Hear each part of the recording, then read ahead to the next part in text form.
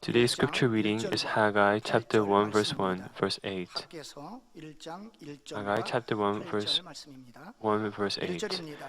This is verse 1. In the second year of Darius the king, on the first day of the 6th month, the word of the Lord came by the prophet Haggai to Zerubbabel the son of Shealtiel, governor of Judah, and to Joshua the son of Jehozadak, the high priest, saying, this is verse 8, go up to the mountains, bring wood, and rebuild the temple, that I may be pleased with it and be glorified, says the Lord.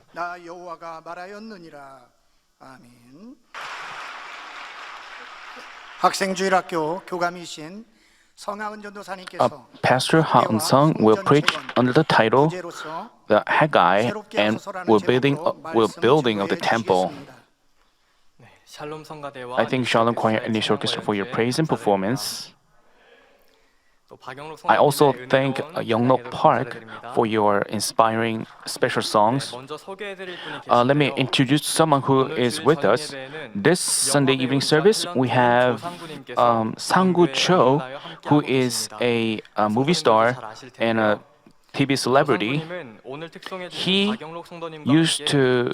played a character in the same drama that Yeongnok Park was there also. He also appeared in many dramas and movies, and he also translated the movies Titanic, Romeo and Juliet, such movies. So let's welcome him with a round of applause. We welcome you. 감사합니다. 이제 설교에 들어가도록 하겠습니다.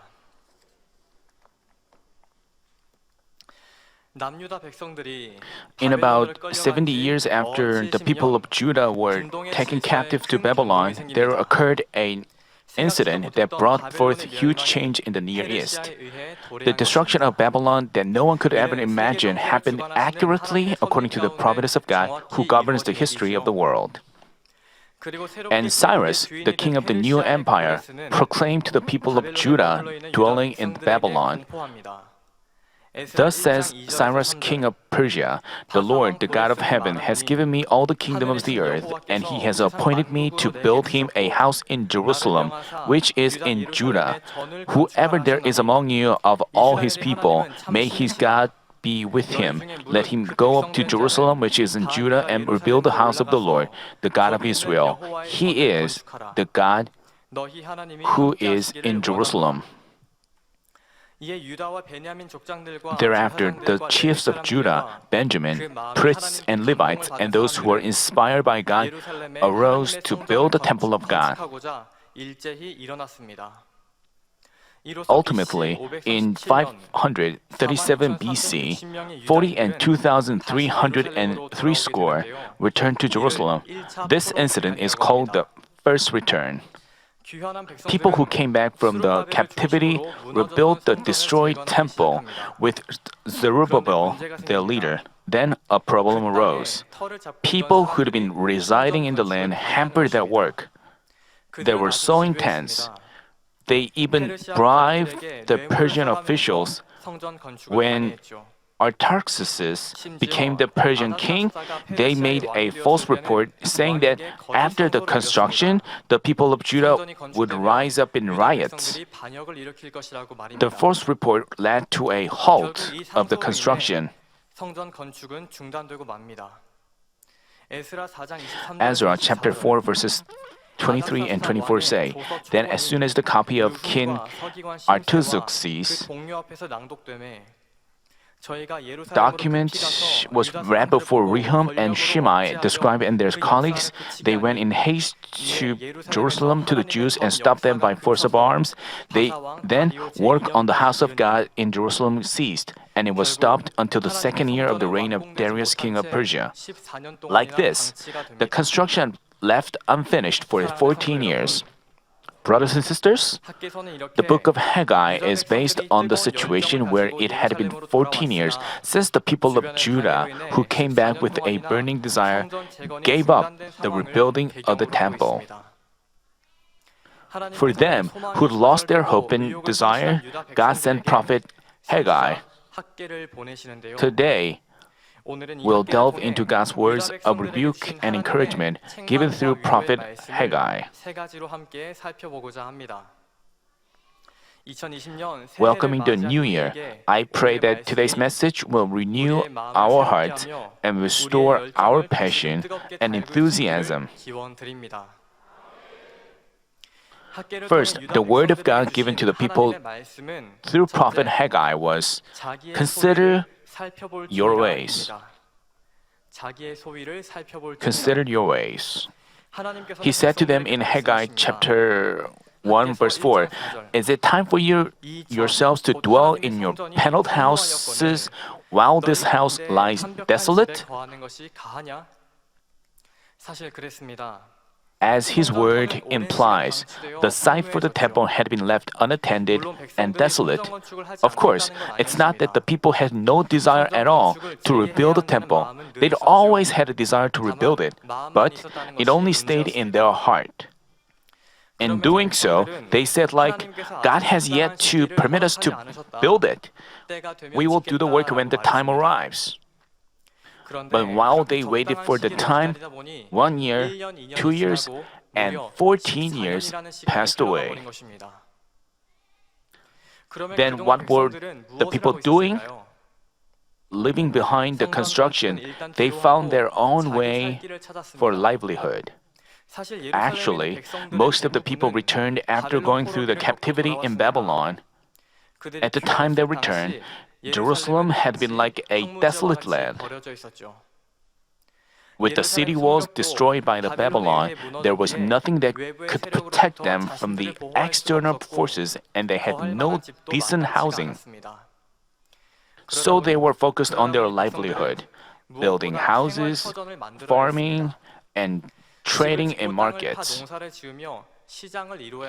But God rebuked them, saying, "Is it time for you yourselves to dwell in your paneled houses while this house lies desolate?" Paneled houses mean complete houses. Here, some may wonder, does God mean they had to build a temple for years while living in a house whose construction is not complete? Do you think this was what God wanted? Then, let's think about David, beloved by God. Before David harbored a desire to build God's temple, he built a palace for him. When all things settled down, he harbored a plan to build a temple. But to David, God said like, "Will you build me a house to dwell in? I didn't command you to build a house of cedar." This suggests that not having built the temple first was not a problem. Then, how come God rebuked the people who returned to Jerusalem? It was because their initial heart, their initial passion changed. As I mentioned earlier, when the king Cyrus commanded them to build a temple, they became passionate in heart, with a burning desire to rebuild the destroyed temple and to restore and revive Israel. They returned to Jerusalem, leaving behind their homes in Babylon. How delighted must God have been for them? But they were deterred by King Artaxerxes. They temporarily halted the construction and focused on their livelihood. At least up to this point, it was fine because there was nothing they could do in that situation. But the problem was, as the construction came to a halt, their enthusiasm for God's temple cooled down as well. With their heart gradually more focused on their livelihood, even when the situation became better enough for them to rebuild the temple, they didn't resume it. They lost their first passion with which they volunteered to leave behind their homes in Babylon to build a temple. 변한 것입니다. For this reason, 백성들의 God 마음이 이럴 rebuked them 때 for their 하나님께서는 change 그들을 of heart 책망하시며 and advised them 자신들의 to 소리를 consider 살펴보라고 their 깨우쳐 ways. 주셨던 것입니다. 하나님께서는 학계를 통해 God spoke 다시 to them again 말씀하십니다. through the prophet. You have so much, but harvest little. You eat, but there is not enough to be satisfied. You drink, but there is not enough to become drunk. You put on clothing, but no one is warm enough. And he who earns wages to put into a purse with holes. And God said it was He who caused all this to happen. Then why did God emphasize the construction of the temple that way? Haggai chapter 2 verse 17 tells us the reason. I smote you and every work of your hands with blasting wind, mildew and hail, yet you did not come back to me, declares the Lord. God desired them to turn back and seek Him again. He wanted to communicate with them, share love with them, and bless their ways. For 14 years, God attempted to awaken them in many ways, but as they were immersed in their livelihood, they couldn't have awakening. Lamenting for them, God sent them Haggai as the last resort.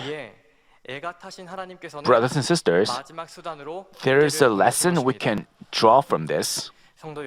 If we are immersed in secular work, even when God tried to tell us something, we cannot have an awakening. Even when God expresses His love, we cannot feel it. How regretful God would feel then. Thus, we should be able to hear the voice of God, as said in Psalm chapter 119, verse 81. My soul languishes for your salvation. I wait for your word. 언제나 내게 주시는 하나님의 음성에 귀를 기울일 수 있어야겠습니다. God advised them to consider their ways in which they prioritize their livelihood over God's temple. And in verse 8, God commanded, "Go up to the mountains, bring wood, and rebuild the temple." What does it mean? God directed them to resume the construction right away. Brothers and sisters, with this message, why don't we reflect on what we have in like? To people who were relenting in rebuilding the temple, God said, "You have so much, but harvest little. You eat, but there is not enough to be satisfied. You drink, but there is not enough to become drunk." God wasn't just talking about physical or economic difficulties. He said in Amos chapter 8 verse 11, "Behold, days are coming, declares the Lord, when I will send a famine on the land, not a famine for bread or thirst for water, but rather for hearing the words of the Lord." What is more serious than our not being able to eat and drink is living a life where we have no work of God, no communication with Him, and no word of God alive and at work. What would happen if a believer of God lived without the works of the Holy Spirit? He would feel so afflicted in heart, without hope for heaven and joy. Brothers and sisters, do any of you find yourself without joy or having lost the fullness of the Spirit? If that is the case, let me remind you of the way to restore the fullness and communicate with God. It is to rebuild the temple. What kind of temple should we be built? It's the temple in our heart. We read in 1 Corinthians chapter 3 verse 16, "Do you not know that you are a temple of God and that the Spirit of God dwells in you?" But some people around us may say rather than the circumcision of our heart, we have to focus on our livelihood first. When things settle down, 안정이 되면 we can 기도도 하고 pray 마음의 할례도 and 할게요. circumcise our heart. 지금 교회에 남아 We are 있는 doing 것만으로도 good 잘하는 just 거 by 아닌가요? remaining in the church, right? 나중에 충만해지면 When the situation 다시 gets 열심히 better, 할게요라고 I'll 말입니다. become passionate again. 그런데요. But 하나님께서는 how did God 뭘 respond? 하십니까? 아니라 He said, no, 아니라 하십니다. no. 너희가 성전 He told them that 재건할 때 because they 멈췄기 때문에 halted the rebuilding of the temple and the circumcision of the heart and 하나님의 stopped 나라를 돌아보지 looking after 않았기 his 때문에 kingdom, 어려운 것이라 they were 말씀하십니다. in trouble. 가장 중요한 He said 것을 that 중단했기 because they 때문에 stopped 생활이 what was most 어렵고 important, 마음의 기쁨은 they were in 사라지며 trouble without 충만함이 joy 떨어진 것이 and 아니냐 fullness of the 물으십니다. Spirit. 앞서 As I mentioned 말씀드렸지만 earlier, 하나님의 God's word 말씀은 didn't agree 백성들의 with the people's 생각과는 thoughts. 달랐습니다. 백성들은 People thought that the 경제적으로, construction was 정치적으로 impossible 어려우니까 because 성전 they were 건축을 in trouble both 못한다 생각했습니다. financially and politically. 하지만 하나님께서는 But God stated 너희가 that the 성전 trouble 건축을 안 came 하니까 because they 어려운 stopped the 것이라 construction. 하셨습니다. 이해가 되십니까? 원인과 I mean, 결과가 cause and 같은 것입니다. effect were different in his 우리도 view. 마찬가지입니다. The same applies to us. We may give an excuse that the situation didn't allow us to work for God 마음의 여유가 and 없으니까 circumcise our 마음의 heart. 하지 못했던 것이 아니라 But the truth 하나님 is, 나라의 일을 하지 because we 않았기 didn't 때문에 work for his 상황이 kingdom 좋지 않았던 and didn't 것이고 circumcise our heart as 마음의 hard, 할례를 하지 the 않았기 situation 때문에 마음의 여유가 got 없었던 worse. 것입니다. 그러면 어떻게 해야 할까요? Then what should we 우리 do? 마음을 새롭게 We should 하여 renew our 마음의 hearts and 성전을 rebuild the temple in our 재건해야 heart. 합니다. 언제 시작해야 할까요? When should we begin the task? 하나님께서는 God says, 지금 새롭게 now. 하십니다. 저는 새해를 At this 시작하는 time, we 우리에게 just 하나님께서 welcome the new year. 함께서 I think God has 1장 given us the 8절의 verse, 말씀을 Haggai 생각합니다. chapter 1, verse 8. 너희는 Go up to 산에 the mountains, 올라가서 bring wood, 나무를 and rebuild the 가져다가 temple, 전을 that I may be 건축하라. pleased with it and be 그리하면 glorified, 내가 그로 인하여 says the Lord. 기뻐하고 또 영광을 얻으리라. 나 여호와가 말하였느니라. To paraphrase, 지금 당장 he 내가 says like, 기뻐하는 일들을 시작하라. start off these 마음의 tasks 할례를 다시 that 시작하고 please me, resume the circumcision of our heart, restore worship services, and pray fervently. Devote yourselves to gathering. Then I'd be pleased and glorified and bless 또한 you. 너희에게 복을 내리겠다라고 말입니다.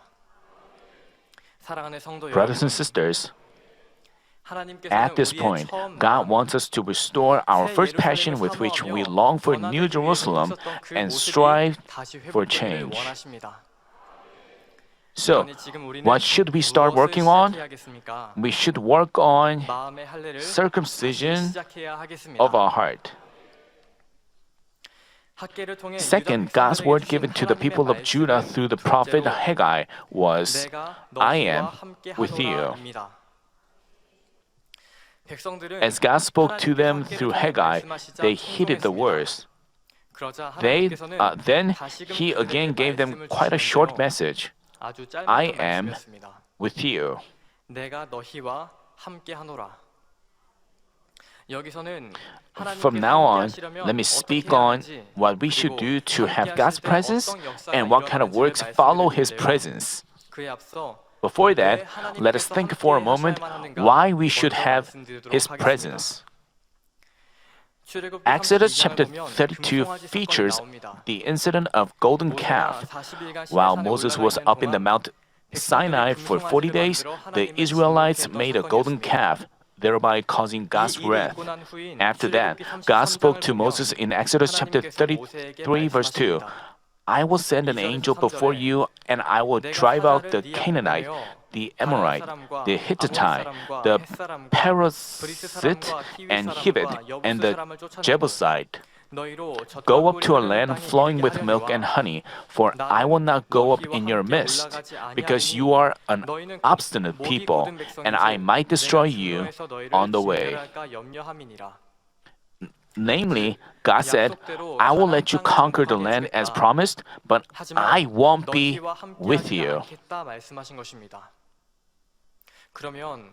Hearing this, how did Moses respond? He earnestly pleaded with God to change his mind. He said, moreover, you have said, I have known you by name. You have also found favor in my sight.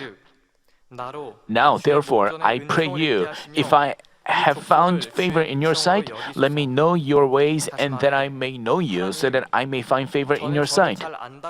Consider too that the nation is your people. To paraphrase Moses implored, God, didn't you say you know me well and that I found favor in your sight? So please be with this people on account of me. And Moses added, if your presence does not go with us, do not lead us up from here. How could God turn his face away from Moses, who pleaded with him, even reminding him of his relationship with him? Finally, God promised to be with the Israelites, not on their account, but on Moses' account. Then some of you may wonder, why was Moses so desperate about God being with them? God did promise to lead them to the land of Canaan flowing with milk and honey. But why did Moses plead with God, even giving up the land? Moses was well aware of why the Israelites needed his presence. We find the reason in Exodus chapter 33, verse 16. Is it not by your going with us, so that I and your people may be distinguished from all the other people who are upon the face of the earth? It was about their identity. On account of his name, God established Israel, so their existence was meaningless without God's presence with them. The same goes for the blessings promised to their forefathers. The blessings were meaningful because they were given by God. The land that had nothing to do with God was of no value, even if it flew with milk and honey. Moses recognized that the value of the land came from God's presence and that all things would be in vain without it. That's why he earnestly beseeched him to be with Israel. Then how earnestly do you seek God's presence? Let's say someone engages in a certain task for God's kingdom, but he causes peace to be broken among people and makes someone stumble in faith. Then what would happen? Or let's say you work for God but take a break from praying and do things without faith and love. Could you say that God is with you? Even while you work in His name, you couldn't say God is with you. No matter how great your accomplishment is, God wouldn't be pleased but say, I have nothing to do with you. Then, what would be the point of all the toil and endeavor? It'd be a shame. Therefore, just as Moses did, more than anything else, we should eagerly plead for God's presence. Only with His presence can all the fruits be ensured and valuable. Conversely, without God's presence, we should keep in mind that no matter how hard we work for God, without His presence, it's just meaningless. Thus, whether we work for God or do personal business, we should make sure God is with us and make it a priority. Then, what should we do to have God's presence?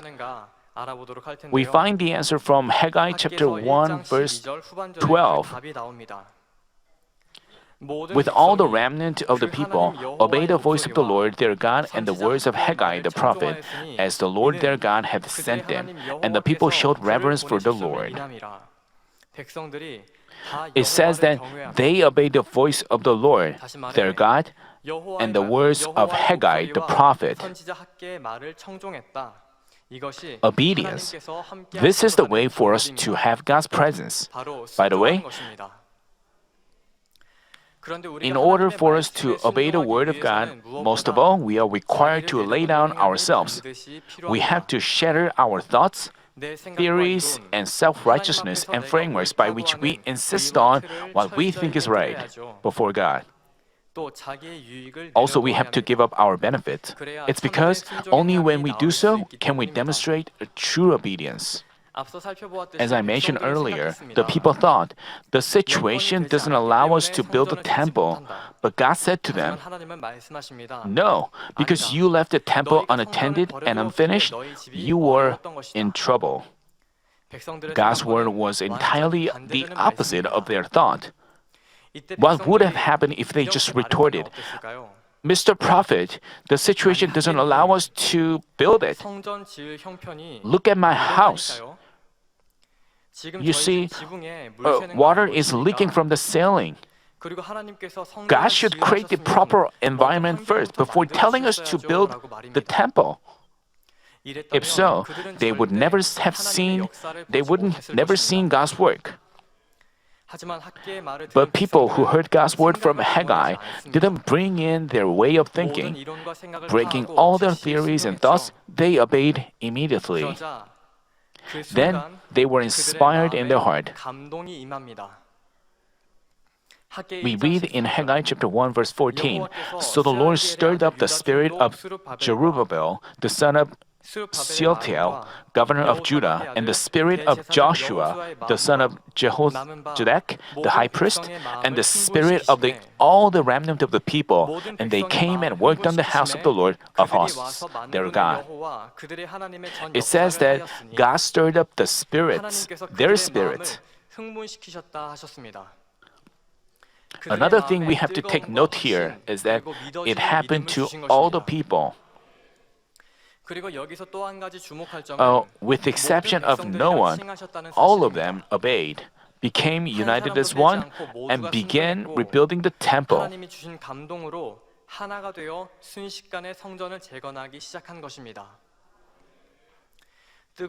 With fervor coming upon their heart, they no longer prioritized their secular work. United as one, they resumed the construction which had stopped for 14 years. Brothers and sisters, such trust and obedience causes God to work in marvelous ways. As God works, all become united as one and witness His glory. Here, we need to ask ourselves these following questions.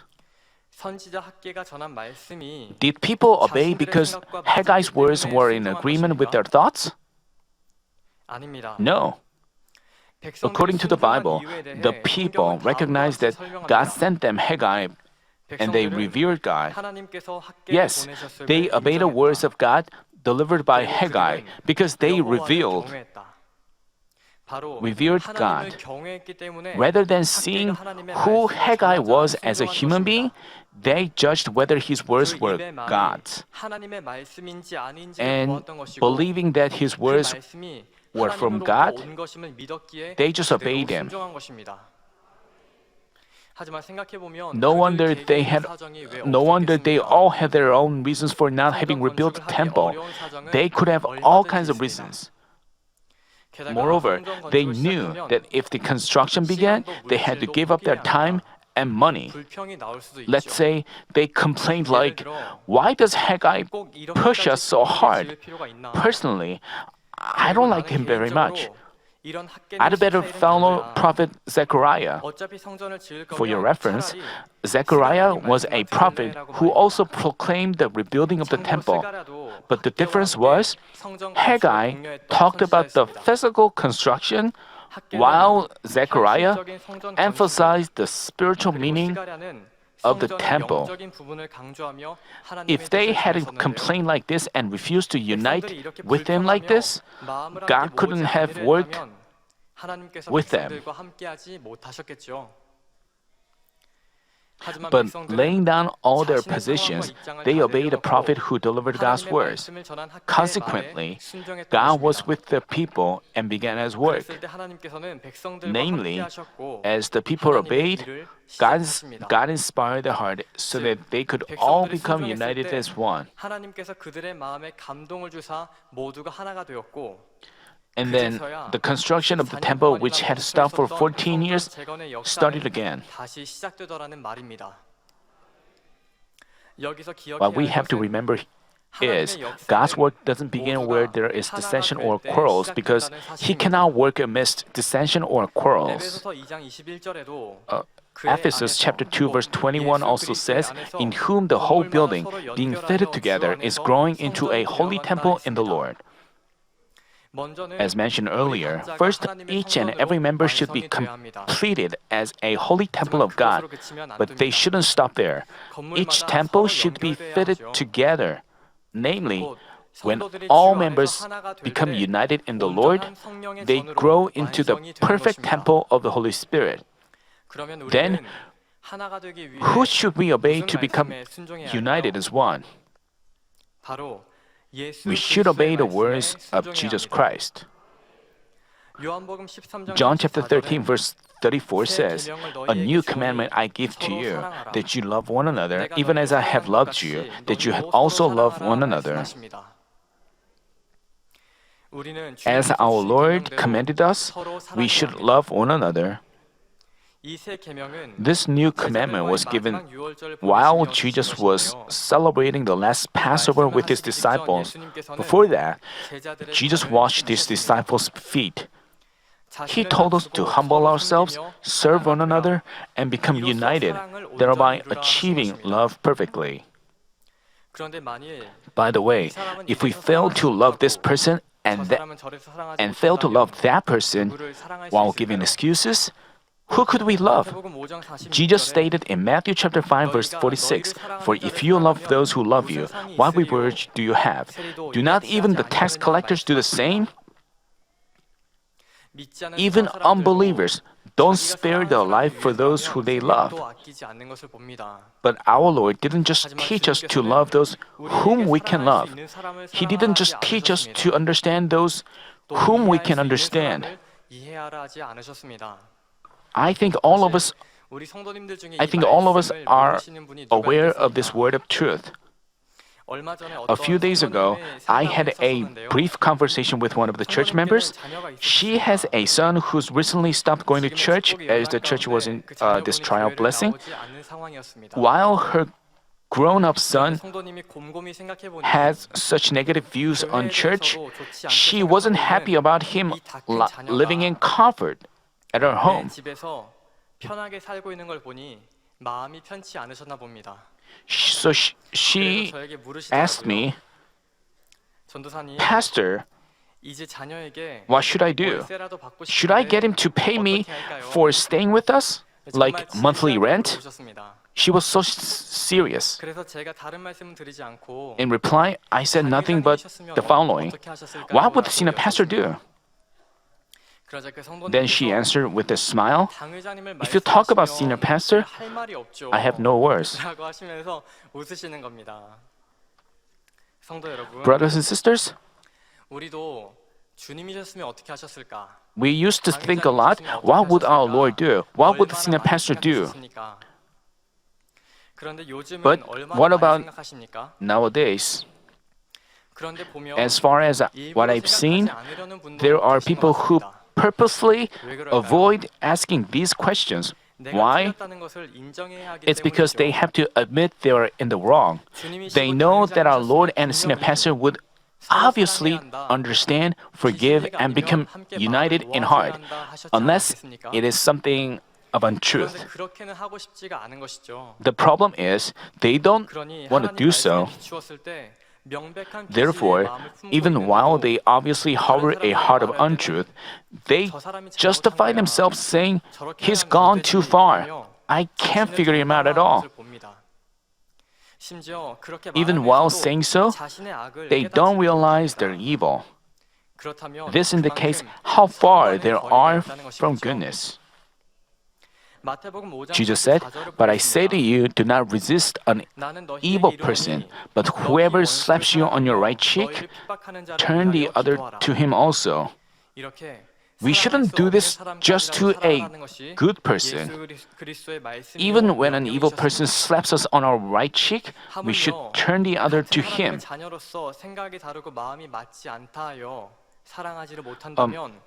Like this, so as children of God, if believers hate each other just because they have different thoughts or opinions, how could they say they are obeying the new commandment given by our Lord? We, Manmin members, are well aware of the truth. Thus, I think it is time that we perfectly obey the words of truth, telling us to love one another. To do so, we have to lay down what we think is right and our positions before the word of truth. Do reasons you can't obey continually come to mind? Do reasons you can't love someone continually come to mind? Then you have to reflect on yourselves before the word of God. There has to be only Amen. As we shatter ourselves with Amen, God can renew our heart. As we obey God's word commanding us to love one another, God tells us, I am with you. Then, the Holy Spirit will inspire our hearts so that all of us become united as one. That's when God's work begins again. Once God begins His work, anything can happen immediately, whether it's a revival or financial blessings. Brothers and sisters, it's time to renew our hearts. I believe that we should humble ourselves and serve one another according to our Lord's teachings, so that God can say to us, I am with you.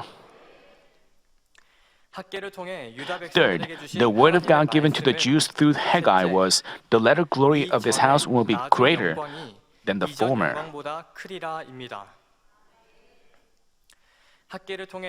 As God commanded them to rebuild the temple through Haggai, the people obeyed immediately, and God stirred up the spirits of all people and inspired them to resume the construction.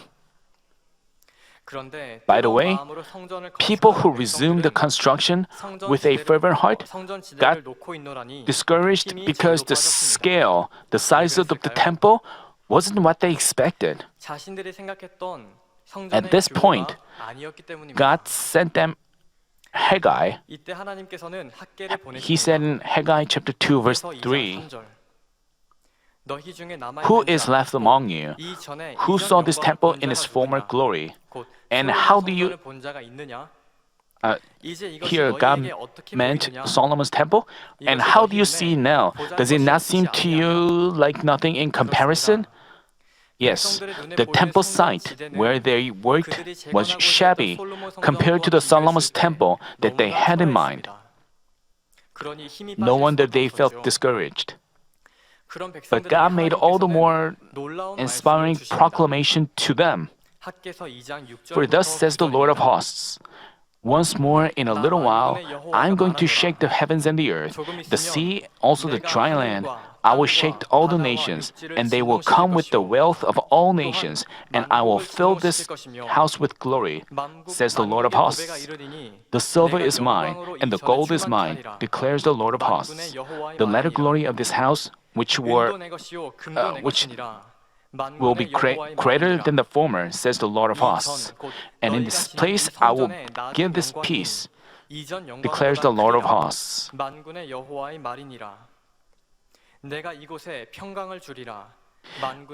God doesn't say anything meaninglessly. The Bible says God is not a man that He should lie. As He declared, God prepared all things in advance so that the wealth of all nations would come. How did He make preparations? Let us find out from the book of Ezra. Although the people got discouraged to see the temple site, they got strengthened by God's word and restored their fervor. Meanwhile, Tatnai, the governor of the province beyond the Euphrates River, visited them.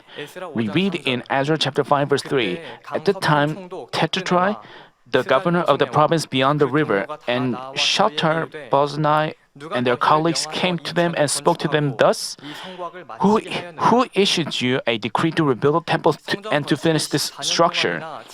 As I told you earlier, the reason that they stopped their work for 14 years was political pressures. King Artaxerxes prohibited the construction after hearing the false report. So when the governor visited them, they could have been concerned that he would inhibit them from building the temple. Yet, they didn't relent even a little bit because God promised that He would be in their midst. They boldly notified the governor of their situation. They called themselves the servants of God, the creator of heaven and earth, and properly explained the backgrounds and justification of the construction based on the decree of Cyrus. Surprisingly, the governor didn't stop their work. Ezra chapter 5 verse 5 says of this, "The eye of their God was on the elders of the Jews." God worked for them. Being told of their situation, the governor straightforwardly told the king the truth. Subsequently, King Darius began to find out why King Cyrus commanded the temple to be rebuilt. Through his research, he found the report from the governor was the truth. Then King Darius made a startling decision. He commanded the governor, "Leave this work on the house of God alone. Let the governor of the Jews and the elders of the Jews rebuild the house of God on its site." He also ordered that the temple be built from the taxes of the provinces beyond the Euphrates River, and then without delay. He even promised to supply whatever is needed, both young bulls, rams, and lambs for burnt offerings to God, wheat, salt, wine, and anointing oil. He went further and issued another decree that if anyone changes his edict, a beam is to be pulled from his house and he is to be lifted up and impaled on it. And for this crime, his house is to be made a pile of rubble. Brothers and sisters, do you think the people could ever imagine that the king of Persia, the lord of the Near East, would positively support their construction? But it was made possible with God's work. With the wealth of all nations, they had more than enough to rebuild the temple. Furthermore, with the king's decree that if anyone would interfere, his house shall be made a pile of rubble. No one could dare hinder them. The construction went on quickly. With God's helping hand, they completed the construction in 4 years and celebrated the dedication of the temple.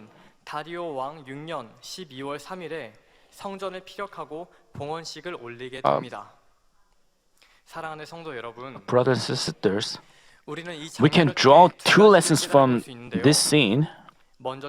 First, what God received was not the magnificence of the temple, but the hearts of those who built it. Initially, the Jews checked the size of the temple site and got discouraged, comparing it to the Solomon's temple. But actually, God was more pleased with their temple. God doesn't look at the size or physical value of a temple we dedicate. Instead, He accepts our heart with which we give unto Him. To build a temple, Solomon offered unimaginable quantities of gold, silver, bronze, and iron. He even plated the interiors of the sanctuary with gold. As massive amounts of finances and time were put in, the splendor of his temple was top-notch. Anyone couldn't help but bow his head at its magnificence. Yet, as Solomon completed the construction, God gave him a stern warning. "But if you or your sons indeed turn away from following me and do not keep my commandments and my statutes, which I have set before you, and go and serve our gods and worship them, then I will cut off Israel from the land which I have given them, and the house which I have consecrated for my name, I will cast out of my sight. So Israel will become a proverb, and byword among all peoples. This is a frightening warning that if they didn't keep his commandments and his statutes, even the temple which he consecrated for his name would be cast out. But Solomon and the Israelites didn't learn to fear God by undergoing trials, because they enjoyed God's favor for free. Through God's beloved King David, they failed to cherish the commandments as their life. Finally, with Solomon, Israel got stained with idolatry. Although the temple's beauty and splendor reached its peak, God had it demolished by Babylon. Then, what about the people who came back from the captivity? They had felt deep in their heart how valuable God and His commandments are. Having undergone a 70-year trial, they didn't get involved in idolatry again and sought God from the depths of their heart. This is the reason that God remarked that the glory of their temple would be greater than the former. It's the same today. God is not glorified by the grandeur of a sanctuary or the size of the membership. God wants to accept worship, praise, and prayer from those who love Him from the depths of their heart and keep His commandments. It is just as God considered Moses more precious than millions of the Israelites.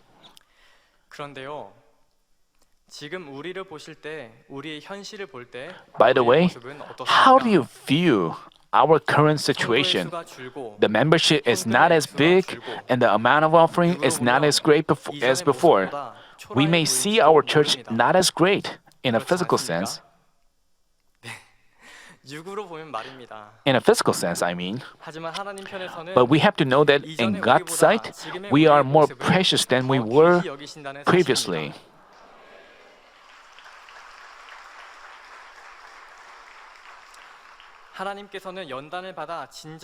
God has looked for those who seek Him truly from His heart by undergoing trials, and that's why He embarked on the human cultivation, figuring out His heart. Therefore, we don't need to be discouraged. Thinking how delighted God is with us, we can encourage ourselves all the more. The second lesson we can learn from the scene is that when we obey with faith, we can find God having prepared all things already. Even today, construction of a sanctuary is never a simple task. It requires tremendous finances and efforts. Then, what about 2,500 years ago? People knew that it wouldn't be finished in just a year or two, and that they would have to entirely devote themselves to it instead of their livelihood. Yet, when they were promised that God would be with them, they trusted in the word and boldly acted. They trusted in the word, "The silver is mine and the gold is mine." Then, God inspired Darius, the king of Persia. As we find in Isaiah chapter 55 verses 8 and 9, "For my thoughts are not your thoughts, nor are your ways my ways. For as the heavens are higher than the earth, so are my ways higher than your ways, and my thoughts than your thoughts." The way God works is beyond our dimension. As He moved the heart of a king, there couldn't be an obstacle. Brothers and sisters, before God, gold or silver doesn't matter, because all things in the world belong to Him. Nothing in this world, including all rule and all authority, can stand before God. So, what should we do? We should trust in God's promise and march on in a bold way. Then, our God will provide us according to our needs. Once God decides to provide us in His own way, everything is resolved instantly. Thus, believing in the word, the latter glory of this house will be greater than the former. We should conduct ourselves boldly. 사랑하는 성도 여러분, It's time to conclude today's 이제 message. 결론을 짓도록 하겠습니다. 예루살렘으로 귀환한 By the 백성들은 tears, devotion, 헌신과 and 눈물, faith of the people who returned to Jerusalem, the temple was rebuilt in 70 years after its 우리는 destruction. 이 성전을 스룹바벨 We call this 성전이라고 temple 부릅니다. Zerubbabel's temple, but even this temple was demolished again. In 70 AD, AD 70년 it was completely destroyed, with no stone being upon another. 사랑하는 성도 Brothers and 여러분, sisters, 무너진 they 하나님의 destroyed 성전은 재건이 되고 있습니다. the destroyed temple of God is being rebuilt. 우리 As 마음 mentioned 안에 earlier, 지어지고 있죠. it's being rebuilt in our hearts. 우리는 We have to quickly 마음의 하나님의 build a 성전을 temple of God 신속하게 건축해야 in 합니다. our heart. 그러려면 To that end, 우리에게 주어진 we shouldn't 시기의 just 시간들을 견디고만 bear 있을 the 것이 situation 아니라 facing us now, 이겨내야 but 합니다. overcome it. 주님께서는 Our Lord 분명히 made it clear 말씀하셨습니다. in Revelation chapter 3 verse 12, 3장 12절 he who overcomes, 이기는 자라고 here comes the 하셨습니다. word overcome, 내 하나님 성전에 I will 기둥이 make him a 되게 하리니 pillar in the 그가 temple of my 결코 God, 나가지 and 아니하리라. he 내가 will 하나님의 not go 이름과 out from it anymore, 하나님의 성, 곧 and I will write 하늘에서 on 내 him the name of 하나님께로부터 my God 내려오는 and the 새 name of the city of 예루살렘의 my 이름과 God, the new 나의 새 Jerusalem, 이름을 which 그 comes 위 down 위에 out of heaven 기록하리라. from my God, and my new name. 견디는 자가 He 아니라 promised that those who 이기는 자가 될 때 overcome 영원토록 하나님의 will 성전의 become a 기둥이 되는 pillar 것이며 in the temple of God 그런 자에게 and 새 be given 예루살렘을 주겠다 New 하셨습니다. Jerusalem. 사랑하는 성도 여러분, 지금은 Brothers and 은혜 sisters, 받을 만한 때요, now is the 구원의 날입니다. acceptable time and the day of 우리의 salvation. 마음을 새롭게 할 Now is the 때이며 time to renew our hearts and become fervent with hope for New Jerusalem and the fullness of the Spirit. 이처럼 As we 우리가 satisfy the justice 하나된 마음으로 채워야 할 공의를 being 채워나갈 united 때 in one heart, 하나님께서는 God works 순식간에 역사에 나가십니다. in an instant way. 가나안 성전을 비롯하여 이 마지막 때 인간 경작의 승리를 나타내는 대성전 건축에 이르기까지 God Himself works for the 하나님께서 construction of 친히 Canaan 이루어가십니다. sanctuary and for the construction of Grand 하나님께서는 sanctuary, 이미 준비를 representing the 해놓고 victory of 계십니다. the human cultivation. God has already made the preparations. As the Israelites obeyed and began the construction, God inspired the king Darius. Likewise, God will move the hearts of the kings, thereby accomplishing the construction of His sanctuary. God will shake the heaven, the earth, the sea, and the dry land. He will shake the nations and make them come with the wealth of all nations, filling this church with His glory. This time will come right before our eyes.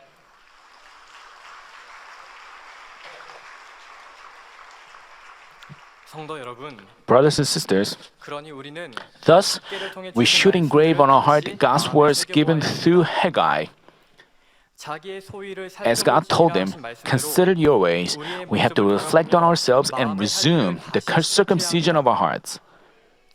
Then God will say, I will be in your midst, and fill our hearts with hope, proclaiming that the latter glory of this house will be greater than the former. And that hope will be realized for sure. I pray that in this year 2020, all of us will renew our hearts all the more and quickly build the temple of God. Let's reflect on today's message in our prayer. 할렐루야 사랑의 아버지 은혜와 사랑에 감사를 드립니다. 오늘은 학개서를 통해 은혜를 나누었습니다. 말씀하신 바처럼 지금의 축복의 연단 가운데 혹여 우리 마음에 식어진 부분이 있다면 다시 회복하게 하시고 마음의 할례를 시작하게 하시며 사랑으로 하나 되게 하시고 이 시간은 아버지 견디는 것이 아니라 이기게 하사 하나님의 성전의 기둥들로 다 나올 수 있도록 도와주시옵소서. 감사를 드립니다. 우리 주 예수 그리스도의 이름으로 기도하옵나이다. 아멘. It's time to receive the senior pastors for the prayer for the sick. If you have any sick parts, please lay your hands on your sick part. If you don't, please lay your hands on your chest and receive the prayer with your heart's desire.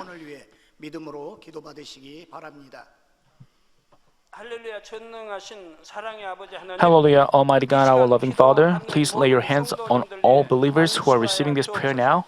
Show your works that transcend time and space on those who are receiving this prayer through GCN, internet, and satellite TV in branch churches and local sanctuaries, and all other children of God around the world.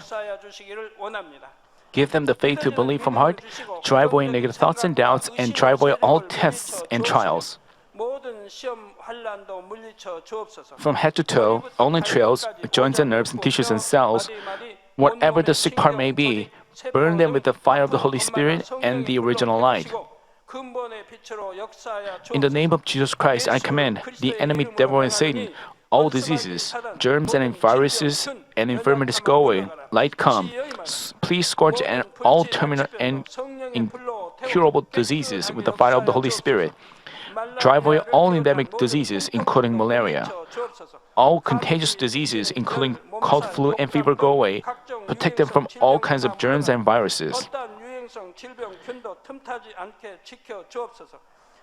Heal them of all stomach, lung, liver, breast, uterine, and intestinal cancers, AIDS, leukemia, cerebral apoplexy, high and low blood pressure, diabetes, thyroid problems, and heart, lung, and women's disease, and all inflammations go away. Heal them of polio, stroke, arthritis, and herniated discs, back pain, headache, neuralgia, and all other pains disappear. Epilepsy, autism, depression, neurosis, and all other mental diseases go away. All kinds of paralysis be loosened, get up, walk, and leap. Let the eyes see well, let the ears hear well, let the blind come to see, the deaf to hear, and the mute to speak. Heal them of after effects of all kinds of accidents, fix their broken bones, restore them from burns, let the heat and burning sensation go away. Father, let there be no scar left. Be cleansed from all kinds of drug addictions, poisoning, and substance abuse. Let the dead nerves and tissues and cells be regenerated, bring the dead back to life. Give them the blessing of conception, receive the blessing of conception. In the name of Jesus Christ, I command the enemy devil and Satan, the ruler of the power of the air, the evil forces of heavenly places and their servants go away. Go away, evil, unclean, false and deceitful spirits, and separating spirits and all forces of darkness. Loosen the bonds of wickedness. Darkness, go away, light come. Father God, give them the strength to cry out in prayer and the power to cast off sins and become sanctified. As their souls prosper, let all things go well with them, and let their families be evangelized. Protect them from all kinds of accidents and disasters throughout this week, and bless them to lead a prosperous life without any problems, with the fire walls of the Holy Spirit, heavenly hosts and angels, and with your blazing eyes. Protect all your children, their families, workplaces, and business fields. Give students wisdom and understanding, and give them enthusiasm and fervor to study hard. Please keep their hearts and minds from worldly things and let them love God more fervently.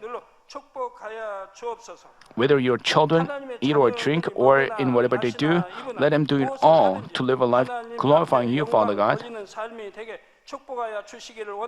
Let them be able to testify about the living God, saying, I've met and experienced God and received His answers and blessings. Father God, thank you. Be glorified alone. In the name of our Lord Jesus Christ, I pray, Amen. Amen. 涙の中おらる主愛の主それは命与える救い